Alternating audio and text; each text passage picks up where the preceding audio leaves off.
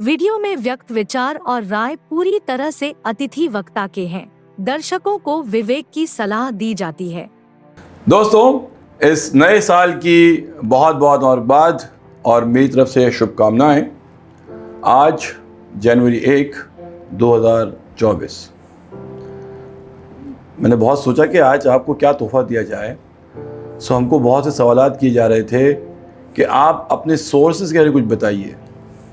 अब देखिए, अपने सोर्सेज के बारे में बताना अच्छी बात नहीं होती एक जर्नलिस्ट के लिए, एक राइटर के लिए। मैंने सोचा आपको इस नए साल के तोहफे में मैं आपको अपना सबसे कीमती सोर्स के बारे में बताऊं, the insider. Yes, he is one of my very precious source. और आप सब लोगों ने उनको सुना, उनकी आपने बेहतरीन गोल्डन बैरिटोन आवाज़ सुनी। आप जानते हैं उनकी आवाज़ एक सिग्नेचर वॉइस है। मतलब आई एम टेलिंग यू कि हम सारे दोस्तों के दरमियान, मेरे सारे दोस्तों के दरमियान तब जब आवाज़ की बात होती है तो लोग कहते हैं अमरीश पुरी, अमिताभ बच्चन एंड जैदी का इनसाइडर। आप सोचिए, ऐसे बात होती है। मैं आज आपको उनकी शख्सियत के कुछ हिस्से बता दूं ताकि आपके लिए वो न्यू ईयर गिफ्ट भी हो और आपको पता चले कि किस तरह के लोगों से आप मुलाकात करते हैं। ये जो इनसाइडर है ना, ये मेरा कोई रोड लेवल का छपरी टपोरी नहीं है। He is a multi billionaire और बड़े कमाल की इसकी जो स्टोरी है, यानी शायद मुझे उनकी तरफ से अगर इजाज़त होती तो मैं आपको और बता सकता था। और ये जो मेरा इनसाइडर है ना, ये बड़ा लाट साहब आदमी है अपनी मेंटेलिटी में। मतलब सुबह जब इसकी आँख खुलती है ना तो ये अपने ब्रश पे पेस्ट भी लगाता नहीं है। इसको लोग उसके ब्रश पे पेस्ट लगा के दे सकते हैं। Imagine what kind of man, opulence, what kind of exuberance the man lives with. ये आदमी जो है मतलब बहुत इंटरेस्टिंग है। और मैंने कहा ना कि ये आपको मैं कोई डाउन लेवल का आदमी नहीं मिला रहा हूँ, मैं आपको एक बहुत ही टॉप ऐसे आदमी से आपको मैं तारुफ करा रहा हूँ जो एक ज़माने में लोगों को लगता था कि कहीं ये बॉम्बे में CIA का सोर्स तो नहीं है, इसका कहीं CIA कनेक्शन तो नहीं। तो मैं वही आपको बताना चाह रहा हूँ कि CIA का आरोप किसी छोटे मोटे आदमी को लगता नहीं है। ऐसा उसके कनेक्शन थे, ऐसे उसके रिसोर्सेज थे। मैं because I don't want to disturb his personal life, मैं इससे ज़्यादा नहीं बता सकता आपको, बट आपको उनकी शख्सियत के ये आयाम आपको समझने के लिए काफ़ी होंगे कि ये बहुत इंटरेस्टिंग आदमी है। आज हमारा एपिसोड नंबर इंफोटेनमेंट का नंबर 27।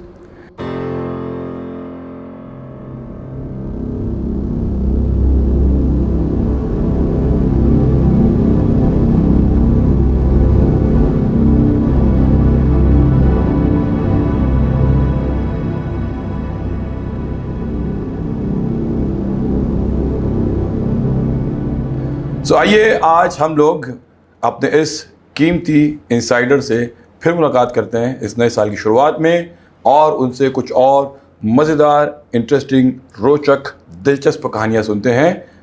हमको आज दाऊद इब्राहिम की वो किस्से सुनाइए जो दाऊद इब्राहिम की रहाइश, उसके घर, उसकी जो ज़िंदगी की निजी ज़िंदगी की चीज़ें थी जो आम तौर से लोग डिस्कस नहीं करते हैं। तो उसकी ख़ानदान से लेके उसके पेरेंट्स, उसके फादर, उससे जो बॉम्बे में जैसे रहता था, दुबई में जैसे रहता है, जैसे पाकिस्तान में, जो भी आप बता सकते हैं। दुबई में जो इनका बंगला था वो मशहूर तो वाइट हाउस करके था, लेकिन एक्चुअली वो एक काली बिल्डिंग थी, काला कलर किया हुआ था, अंदर बाहर सब काला। खाली दाऊद जो हैं वो white pant, coat, shirt, white जूता ये पहने उसके अंदर बैठे रहते थे। बाकी हर चीज़ उसके अंदर काली ही काली थी। इनकम भी काला, काला काला पैसा भी, ब्लैक मनी कहाँ हाँ, पैसा तो कहाँ से वाइट हो सकता था जी। वहाँ से उठ के ये कराची गए। कराची का पॉश इलाका क्लिफ्टन, जैसे आज बम्बई का नेपेंसी रोड ले लीजिए, ऐसा मलबार हिल है, मलबार हिल है, कराची का वैसा इलाका क्लिफ्टन है जी। वहाँ पर जा कर के इन्होंने बंगला बनवाया। उसका नाम इन्होंने अपने लड़के के नाम पे रखा, मोइन विला। अच्छा। तो ये वहाँ जा कर के थोड़ा इनका स्टैंडर्ड हो गया। वहाँ भी इनका अपना नाम इन्होंने अनवर रखा था ना। तो बहुत से अलग अलग नाम थे क्योंकि ना, हाजी अनवर था, हाजी साहब हाजी था। हाँ, अनवर। हाँ, बहुत से अलग अलग नाम के रखे उन्होंने। वैसे बॉम्बे फ़ोन आते हाजी साहब का कॉल आया। अच्छा। तो लोग उठाते थे हाजी साहब कौन है, मतलब फिर एक ही हाजी साहब था, कौन हाजी साहब। सो जब भी बॉम्बे में कहीं कॉल आ जाए, जो भी इनके दोस्त लोग थे वो सब कहते हैं हाजी साहब का कॉल आया, तो हाजी साहब की बात मतलब एक ही हाजी, और वो हाजी इतना कॉमन है कि चाहे वो इंडिया की आईबी हो, चाहे मुंबई पुलिस की क्राइम ब्रांच हो, वो डिस्टिंग्विश नहीं कर पा रहे थे हाजी साहब कौन है, ऐसा था। तो दाऊद का जो फिल्म हीरोइन से उसका जो कनेक्शंस था, दाऊद औरतों का बहुत शौकीन आदमी था फिल्मों में, और बम्बई में ओपेरा हाउस में एक बिल्डिंग है कांग्रेस हाउस के नाम से, वो वहाँ पर ज़्यादातर यही प्रोफेशनल्स औरतें रहती हैं, तो लेकिन होती बड़ी खूबसूरत हैं भाई। मुझे पता नहीं, लेकिन शायद आपको ज़्यादा पता होगा। वो पंजाबन, हरियाणवी, पता नहीं कहाँ कहाँ से आती हैं, लेकिन खूबसूरत इतनी होती हैं कि जो भी देखेगा तो वो हो जाएगा, यानी लट्टू तो हो ही जाएगा उनके पीछे जी। तो ऐसी उनके पास 50 रही होंगी, कुछ खुद से आती थी, कुछ को ये खींच के लाते थे। दाऊद का जो बड़ा भाई था साबिर जी, वो कहने को था बड़ा, और उस ज़माने में ये था कि दाऊद गैंग को साबिर ही रन कर रहा है जी, लेकिन एक्चुअली जो डेयरिंग थी जी, वो दाऊद की थी, प्लानिंग साबिर की थी। ओके। प्लानिंग साबिर करता था। साबिर स्मार्टर, ज़्यादा अक्लमंद, इंटेलिजेंट, अक्लमंद था साबिर, अक्लमंद था। अच्छा। और वो जज्बात में आकर के कोई जल्दी फैसला लेता नहीं था, बहुत सोच समझ के प्लानिंग के साथ काम करता था। दाऊद जज्बाती था, गुस्सावर था, ओके। ये ऑन द स्पॉट अभी का भी ऐसा होना चाहिए, जी, वो उस टाइप का था। जी, और उस ज़माने में जब साबिर का मर्डर हुआ है 1980 में, तो एक बातें ये चलती थी कि अब दाऊद ख़त्म हो जाएगा, जी, क्योंकि इसके पास अब कोई प्लानर नहीं है, और दाऊद जल्दी ही जो है वो अपोजिट गैंग का शिकार हो जाएंगे। लेकिन पता नहीं कहाँ से इसने अपनी अकल चलाई और इसने अपने को बरकरार रखा मार्केट में, और बहुत अच्छे से हैंडल किया हर चीज़ को, जिस तरह से इसने पठान गैंग का सफाया किया है। तो ज़रूरी थोड़ी कि दाऊद ने खुद किया हो, मेरे ख्याल से जो कहावत मशहूर है कि you are as good as your team, तो हो सकता है दाऊद की टीम जो है वो थिंक टैंक हो और लोगों ने मिलकर के प्लान की हो, कॉन्स्पिरेसी की हो सारी। कौन कौन लोग थे उसके दाऊद के? जो दाऊद का जो स्टार्टिंग पीरियड है ना, जहाँ पर ये एक सड़क छाप टपोरी से ये गैंगस्टर बनने की इसकी जो स्टोरी है वो अमेजिंग है। इसने कैसे कैसे लोगों को अपने साथ मिलाया और एक गैंग तैयार किया इसने। और ये जय हॉस्पिटल में एक सपना कोल्ड ड्रिंक है जी, वहीं शाम को ये लोग बैठे रहते थे जी, और आने जाने वाली गाड़ियों पे भी इनकी निगाह होती थी, क्या है कैसा है। और एक बात बताएं आपको कि बहुत पहले मैंने एक नवभारत टाइम्स में किसी का लेटर पढ़ा था, लेटर जी, जो कमेंट्स आते हैं न्यूज़ के ऊपर, जी, उसमें उसने लिखा था कि हिंदुस्तान एक ऐसा कंट्री है जहाँ पे दाऊद इब्राहिम और शरद पवार मेंटल कैपेबिलिटी में दोनों एक बराबर हैं, लेकिन अगर आप हिंदू हैं तो आपको हिंदुस्तान का डिफेंस मिनिस्टर होना चाहिए, और अगर आप मुसलमान हैं तो आपको दाऊद इब्राहिम बनना है।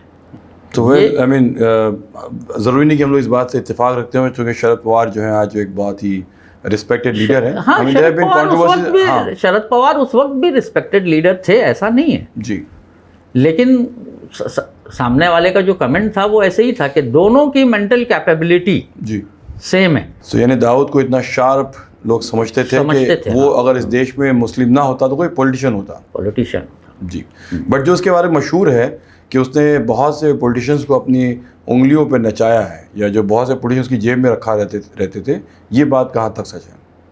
दाऊद आज तक जो जिंदा है वो अपने कनेक्शन की वजह से जिंदा है। अच्छा, तो कैसे रिलेशंस उसके थे, यानी उसके पास तो देखिए फ्रैंकली ना, उसके वालिद भी हवलदार थे जी, पुलिस स्टेशन में, हवलदार थे। Most of the time he was head constable थे, सस्पेंडेड ही रहे जी अपने कैरियर के मोस्ट ऑफ द टाइम, वो सस्पेंडेड रहे। जब इनके ऊपर छोटे मोटे पॉकेटमारी का, छीना झपटी का आरोप लगता था जी और मैटर पुलिस स्टेशन जाता था, तो वहाँ से इनको बचाने वाला कौन था? जी वहाँ से इनको सपोर्ट मिला। जी।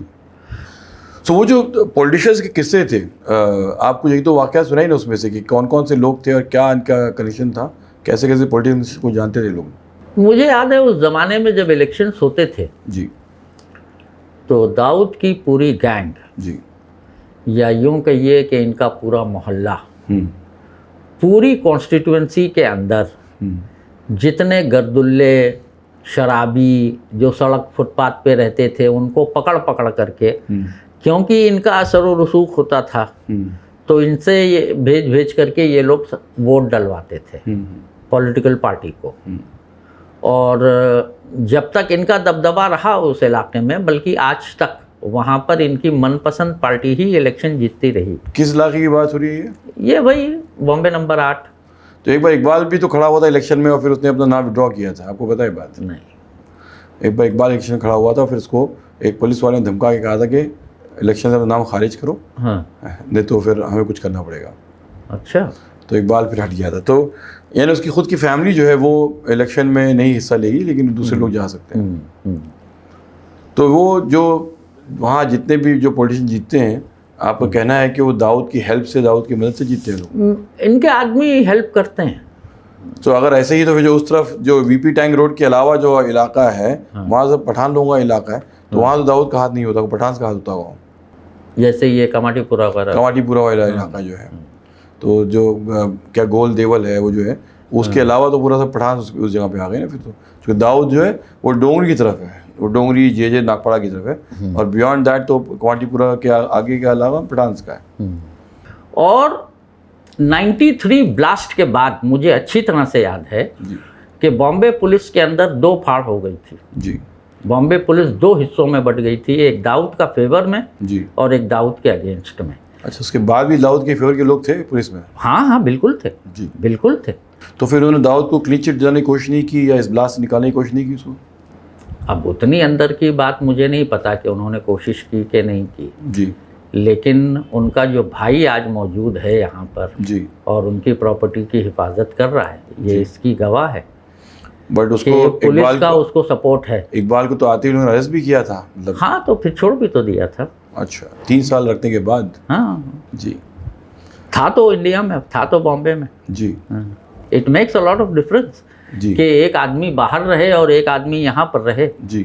बट ये कहा जाता है कि इकबाल के और दाऊद के संबंध कोई ख़ास मधुर संबंध नहीं थे, दोनों में बहुत से नाइत्तेफाकियाँ थी। नहीं, देखिए ऐसा है ना कि ये लोग बहुत फैमिली ओरिएंटेड लोग हैं जी ये, इनके लिए फैमिली फर्स्ट, जी बाकी सब बाद में। जी ये कभी भी इनका, दाऊद का, इकबाल का, नूरा का, इनका उनका कोई भी डिस्प्यूट आज तक बाहर नहीं आया है। नूरा वो है जिसने फिल्मों के लिए गाने भी लिखे, जो एक शायर मिजाज आदमी था, हाँ। और उसने नाम बदल करके कई फिल्मों के अंदर गाने भी लिखे उसने। नूरा को जो है वो फिल्मों में जो ज्यादातर टपोरी किस्म के गाने नूरा के लिए, टपोरी के उसके अल्फाज आप उठा करके देखिए ना, उसने क्या इस्तेमाल किए हैं। तो शायर मिजाज का आदमी था, काफी जो गाने लिखता था।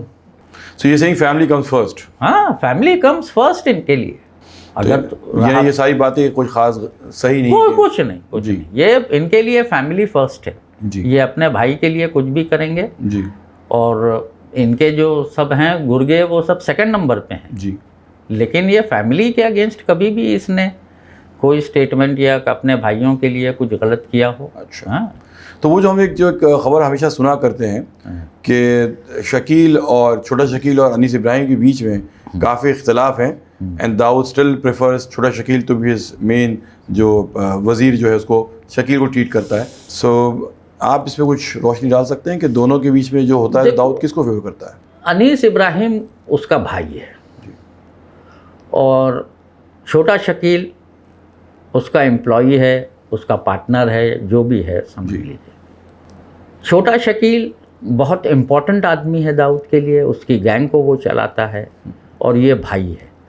दोनों में वो बैलेंस करने की कोशिश करता है, लेकिन अनीस अपने भाई के अगेंस्ट वो कभी जाएगा नहीं।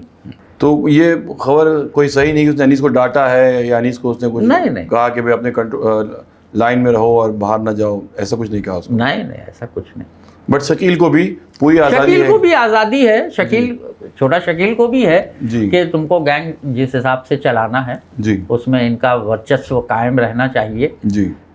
और अनीस इब्राहिम भी अपना काम कर रहे हैं। तो क्या हैव यू एवर थॉट कि साबिर के मरने के बाद में चूंकि जो एक वॉइड, एक वैक्यूम हो गया था गैंग में, और अनीस ने चूंकि उस वॉइड को फिल करके सोचा कि मैं उस जगह आ जाऊं, तो कभी आपको ऐसा लगा कि अनीस उस जगह पे आया कभी? नहीं, कभी नहीं। साबिर के लेवल पे कभी नहीं, कभी। बट दाऊद ने उसको फिर भी। साबिर की जिंदगी में भी खाली 2 ही आदमियों का नाम चलता था, दाऊद साबिर। अच्छा। दाऊद साबिर। अनीस ने कभी ऐसी कोशिश भी नहीं की होगी कि साबिर की जगह मैं आ जाऊं। बट ये जो आज जो क्रिकेट का सट्टा है, उसमें सुना है कि अनीस का काफ़ी नाम है और उसके अंदर काफ़ी उसका हाथ है। होगा। तो वो आपको लगता नहीं कि इस लेवल तक जाने की कोशिश करता ज़रूर है कि वो उस जगह रिप्लेसमेंट कर जाए, बन जाए? ऐसा नहीं है? नहीं। He is not दाऊद से आगे नहीं, दाऊद से आगे कभी नहीं, आगे नहीं, बट दाऊद के लेवल पे या उसके नहीं, दाऊद के लेवल पे। ओके। दाऊद के अलावा आई थिंक बहुत लोग दाऊद के बहुत कुछ सुन चुके और हम लोगों ने दाऊद के काफ़ी कहानी डिस्कस कर ली। दाऊद के अलावा हट के आप कुछ और अगर इंटरेस्टिंग कहानी लोगों के आ रहे हैं, फॉर एग्जांपल जो उसकी सबसे बड़े प्रतिद्वंदी थे पठान माफिया के लोग, अगर ये आप नॉवेल्टी सिनेमा के पास जो करीम लाला का एक अपना डेन था और समद खान, अगर ये कुछ दाऊद से अलग हट के, जो कि हमने बहुत दाऊद को सुन लिया, आप कुछ पठान के कुछ वाक़या अगर बता सकते हो इंटरेस्टिंग तो अच्छा होगा। करीम लाला अपनी ज़िंदगी के आखिरी दौर में बाबा बन गए थे। बाबा बन गए थे। हाँ। ये लोगों को दुआएं देते थे, तावीज़ें देते थे, उनकी परेशानियां दूर करते थे जी। ज़िंदगी भर चरस, गांजा, स्मगलिंग, भाइयों में समझौता कराना और मैटर पटाना, ये सब ज़िंदगी भर किया जी।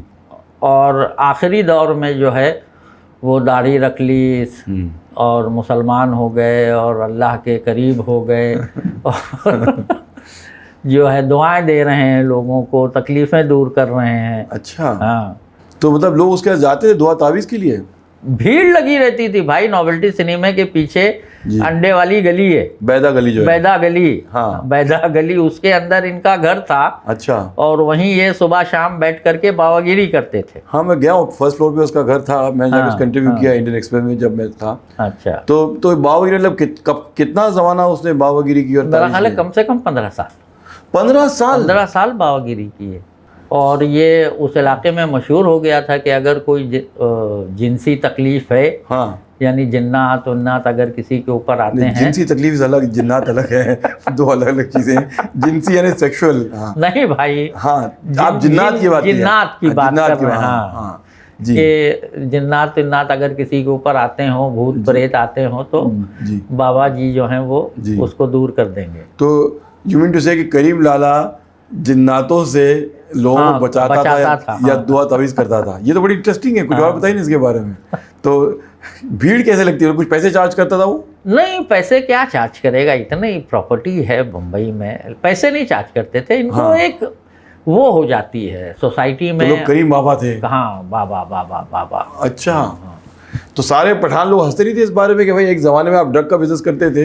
भाई मुझे नहीं लगता कि मुंबई में कोई भी पठान फैमिली जी, जो ओरिजिनल पठान हैं अफ़गानिस्तान के या पाकिस्तानी सरहदी इलाकों के जी, कि मुंबई में वो कोई कायदे का कारोबार करते हैं। अच्छा। एक भी फैमिली ऐसी नहीं है जी। मैं तो आपसे बात बता रहा हूँ 1960 से लेकर के 80 तक बम्बई में जितने चकले थे जी, सब इन्हीं के थे। चकला भी देखिए लोग, चकला मतलब जहाँ पर जिस्म फरोशी का धंधा होता था, जहाँ रूम रहते थे जी, उसको नंबर दिए जाते थे 97, 72, ऐसे उनको नंबर बाकायदा लटके हुए रहते थे, उसमें लाइट जलती थी जी। वो नंबर देख के पब्लिक ये समझती थी कि यहाँ पर ये काम होता है। अच्छा। तो वो मुजरा कोठे भी बहुत से। मुजरा कोठा एक अलग चीज़ है, मुजरा अलग चीज़ है। और ये जहाँ पर खाली जिस्म फरोशी होती है। जी। तो ये जिस्म फरोशी में जो माहिर पठान सबसे ज़्यादा थे। अच्छा। चरस गांजा बेचने में पठान सबसे ज़्यादा थे। जी। सूद पर पैसा देने में पठान सबसे ज़्यादा थे, और ये पैसा किसी कारोबारी को नहीं देते थे जी। ये पैसा देते थे तवाइफों को। अच्छा। हाँ, 10%, 20%, 10%, 15% जी। कि वो एक मर्तबा वो औरत अगर इनसे कर्ज ले लेती थी 10-20 हज़ार रुपए, तो उसकी जवानी निकल जाती थी इनका पैसा चुकाने में। अच्छा, तो ये मुजरा और कोठे पे ये इनका हाथ कौन था? ये कोई और गैंग थी? ये कोई और दूसरे लोग थे। ये सब अपना हरियाणा पंजाबी लोग हैं ना जी। और वो लोग मुजरा वाले एक्सपर्ट थे जी। और ये जिस्म फरोशी में ये पठान लोग थे। तो दाऊद कभी नहीं आया फ्रेश ट्रेड के अंदर? वो उसने कभी इस किस्म का बिजनेस में जाना सोचा नहीं, दाऊद ने और लोगों ने? नहीं, मुझे नहीं ले, वो लोग इस बिजनेस में तो नहीं नहीं, सिर्फ खाली पठान इस थे। बिजनेस को इस्तेमाल करते थे वो। जी। अच्छा। लेकिन जी। तो बॉम्बे में आप कह रहे थे जितना चकल है, मतलब कमाटीपुरा में, तो मेरे ख्याल से कमाटीपुरा में 90% चकले जो हैं वो पठानों के थे। अच्छा। हम उनको आज भी, मुझे उनका नाम तो नहीं पता, लेकिन उनको मैं शक्लों से पहचानता हूँ। जी। और उस वक्त वो कारों में घूमते थे। जी। उस ज़माने में तो खाली इंडिया में 2 ही कार थी, एक फियाट और एम्बेसडर। जी। तो ये उस ज़माने से, यानी 1960 से जो है हाँ, ये पठान लोगों का उसके अंदर हाथ रहा है। हाथ रहा है। इस तरह के जितने 2 नंबर के धंधे हैं सब पठान ही करते थे। ये कभी इन्होंने हक हलाल की रोटी खाई नहीं। तो ड्रग्स व्रग्स के अंदर भी ये था, आज भी हैं ये। No, I am saying when you saying Pathan, I mean Pathan gang, I mean Pathan mafia, not the Pathan as a people. I am talking about पठानी पीपल। अच्छा, यू मीन जो अफगानिस्तान से आए हैं? जो अफगानिस्तान से आकर के यहाँ रह रहे थे जी। वो। और करीम लाला की भी फैमिली वैसी ही थी। अच्छा, उसका कोई बेटा तो था नहीं मेरे ख्याल से? हाँ, उसके भाई के थे ना, समद वगैरह जो हैं वो हाँ। सब उसके भतीजे थे। हाँ। तो समद जो तो सुना कि बहुत he was a very violent man, बहुत कत्लेआम खूनेज़ी करता था। उसकी आंख में खून उतरा हुआ था।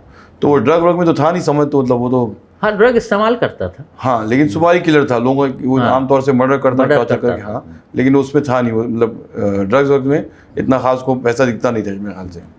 तो समद कुछ वाक़यात आपको याद है जो कि हमारे चैनल पे आपको पता है बहुत से लोग समद के वाक़यात, समद की करतूतें, समद की जो हरकतें हैं उससे मुताल्लिक़ लोग सुनने के लिए बहुत ज़्यादा जो है जिज्ञासा रखते हैं। तो अगर आप कुछ भी जानते हो समद के बारे में या पठान के बारे में, तो अगर आप कुछ शेयर कर सकते हो तो। समद और बाबा खान जी। दोनों तकरीबन हम उम्र थे जी। और दोनों में बहुत अच्छी जमती भी थी। दोनों पठान थे। जी।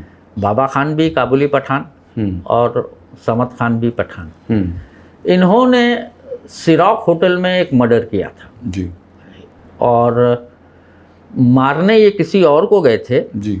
और मार दिया था इन्होंने उसके भाई को, समद खान ने? समद खान ने और इन्होंने बाबा खान ने मिलकर। अच्छा। उसमें ये लोग अंदर भी रहे, इनके ऊपर केस भी चला। दोनों अरेस्ट हुए थे उसमें? दोनों अरेस्ट हुए थे। दोनों अच्छा। अरेस्ट हुए थे। मतलब ये रॉन्ग आदमी मार दिया लोगों हाँ, ने? इन्होंने गलत आदमी मार दिया। जिसको मारना था जी। वो कुछ रूम नंबर में वो हुआ गड़बड़, जी। तो इन्होंने मार दिया उसके भाई को। लेकिन मैंने अपनी किताब में शायद ये वाक़या लिखा है कि समद को जब पता चला कि उसने गलत आदमी मार दिया है, हाँ। तो अगले दिन जाके उसने फिर जो सही आदमी उसको भी मारा उसने। सेकेंड डे भी उसने जाके मर्डर किया था उस आदमी का। ऐसा कुछ हुआ था। अच्छा। कि he made the mistake in killing first time. हाँ। तो उसने फिर चूँकि पैसे ले लिए थे सुपारी के, तो उसने सेकेंड डे जाके फिर उसका मर्डर किया उसने। जी हाँ, ऐसा मैंने वही कहा ना, he was very violent that way. तो उसको ऐसा लगा नहीं कि मैं थोड़ा दूर हो जाऊँ या मिस्टेक हुई, वो सब उसमें नहीं था उसमें। तो मैं वो डिटेल में कभी हम लोग अगला एपिसोड जब करेंगे, हाँ। तो मैं उसकी आपसे पूरी विस्तार वो कहानी जानना चाहूँगा। और तब आप ये जो कहानियाँ जो हम आज इसको यहाँ रोकना चाहेंगे, अगली बार डिटेल में आपसे सुनते एकदम तफसील के साथ में। तो कुछ कहानी हमने बहुत मुख्तसर रखी हैं, इनकी तफसील, इनकी डिटेल, इनकी विस्तार हम अगली बार जानना चाहेंगे। द आइडिया वॉज कि ये एपिसोड हमने आपके लिए as a new year gift जो है बनाया था, और हम चाहते कुछ अलग अलग किस्म की कहानियाँ जो सिर्फ दाऊद से मुतालिक नहीं हो, पठान माफिया और दूसरे गैंग्स के बारे में कुछ एक चीज़ें आपको एक अच्छी लगे, तो हमने उन चीज़ों को खाली यहाँ जमा करने की कोशिश की। तो वो पहलू जो ये आज छेड़ना चाह रहे थे पॉलिटिशियंस के बारे में, और दूसरी चीज़ें हमने रोक दी उनके बीच में इशारतन, वो हम डिटेल में सुन लेंगे अगली बार। आज के लिए मैं आपसे कहूँगा कि आप इस एपिसोड को यहाँ तक एंजॉय कीजिए और हमें आज्ञा दीजिए। हम अगली बार फिर से हाजिर होंगे नई इंटरेस्टिंग कहानियाँ with my special insider with new episode. Thank you very much. खुदा हाफ़िज़।